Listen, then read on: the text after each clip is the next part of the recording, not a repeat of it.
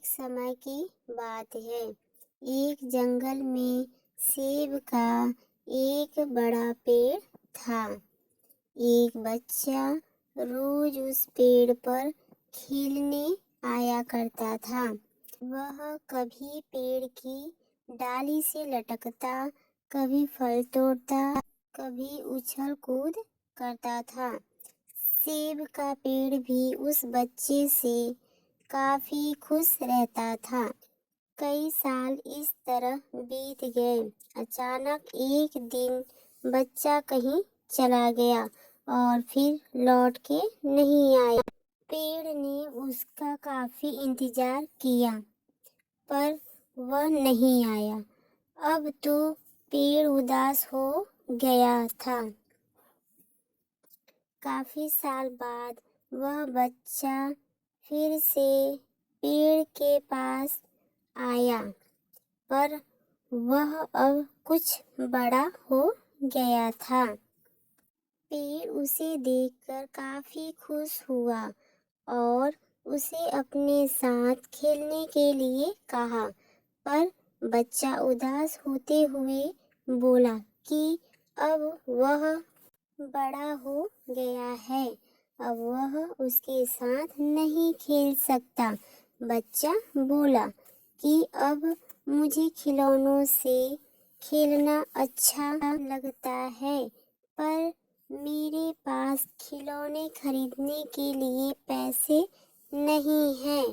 पेड़ बोला, उदास ना हो, तुम मेरे फल यानी सेब तोड़ लो और उन्हें बेचकर खिलौने खरीद लो।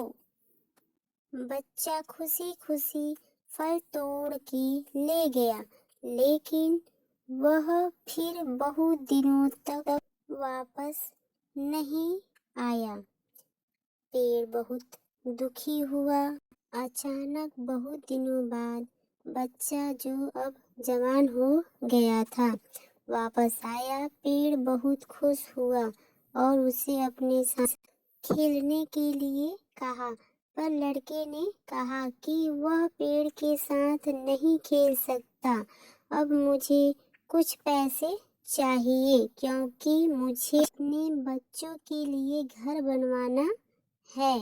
पेड़ बोला, मेरी शाखाएं बहुत मजबूत हैं, तुम इन्हें काट ले जाओ और अपना घर बना लो।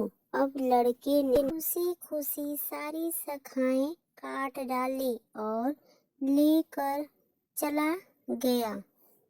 उस समय पेड़ उसे देखकर बहुत खुश हुआ, लेकिन वह फिर कभी वापस नहीं आया और फिर से वह पेड़ अकेला और उदास हो गया था। अंत में वह काफी दिनों बाद थका हुआ वहां आया। तभी पेड़ उदास होते हुए बोला कि अब मेरे पास ना फल है, ना ही लकड़ी। अब मैं तुम्हारी मदद भी नहीं कर सकता। बूढ़ा बोला कि अब उसे कोई सहायता नहीं चाहिए, बस एक जगह चाहिए जहां वह बाकी जिंदगी आराम से गुजार सके। पेड़ ने उसे अपनी जड़ों में पनाह दी और बूढ़ा हमेशा वहीं रहने लगा। हमें पेड़ रूपी अपने माता पिता की सेवा करनी चाहिए, ना कि सिर्फ उनसे फायदा लेना चाहिए।